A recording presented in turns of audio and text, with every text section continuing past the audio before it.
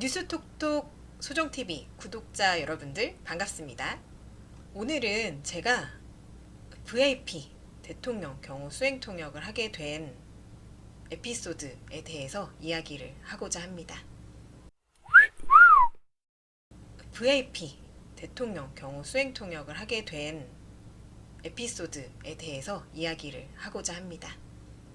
여러분들이 어떻게 하면 제가 청와대에서 스카우트 제의를 받았는지 굉장히 궁금해 하실 텐데요. 저는 평소의 태도가 굉장히 중요하다고 생각합니다. 한마디로 내가 별로라고 생각했던 사람, 정말 나한테 해를 끼치지 않는 사람 외에는 정말 내 자신이 아무나에게 함부로 하지 않아야 된다는 게 중요하다는 것을 알게 됐습니다. 그때는 사실 이제 제가 승무원으로 근무를 하면서 야, 중동에서 이제 더 이상 일을 못 하겠다.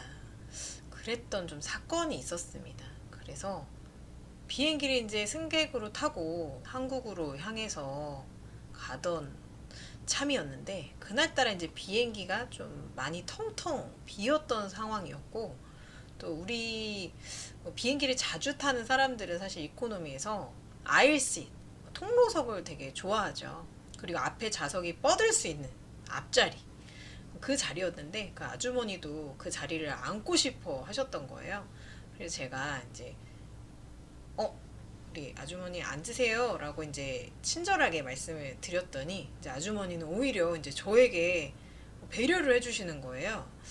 그래서 그냥 제가 아닙니다 하다가 이제 실갱이가 된 거죠. 그래서 결국에는 이제 나란히 앉게 된 상황이 되었습니다. 웃으면서 이제 멋쩍게 앉았죠.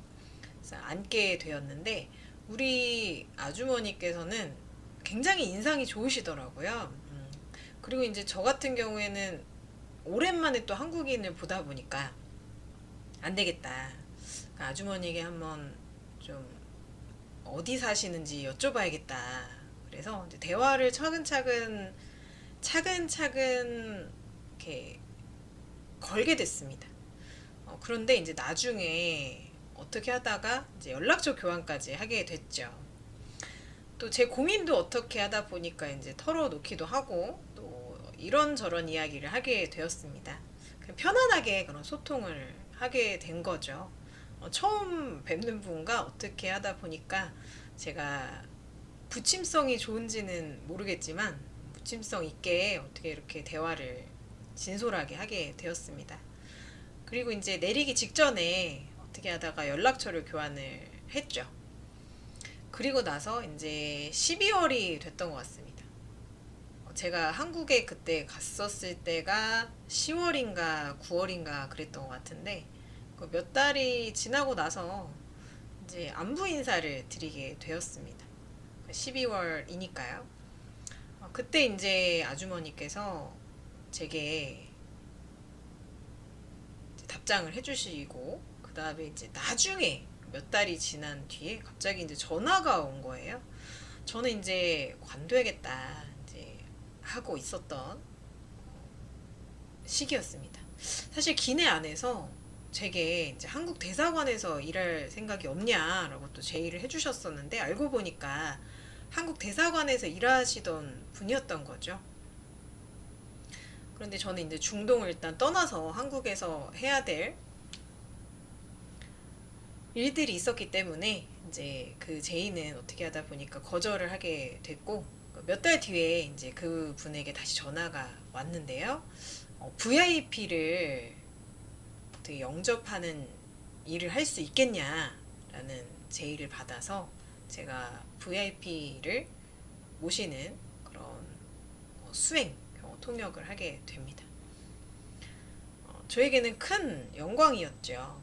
또 신기하게도 제가 관두는 시기와 맞물려서 관둘 수 있게 그 용기를 준 그런 계기가 되기도 했었습니다. 그렇게 해서 제가 청와대 관련 분들과 함께 근무를 하게 되었습니다. 총 인원 선발이 4명 정도였는데요.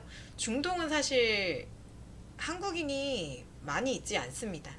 그래도 승무원들은 거의 100명 가까이 되는데요.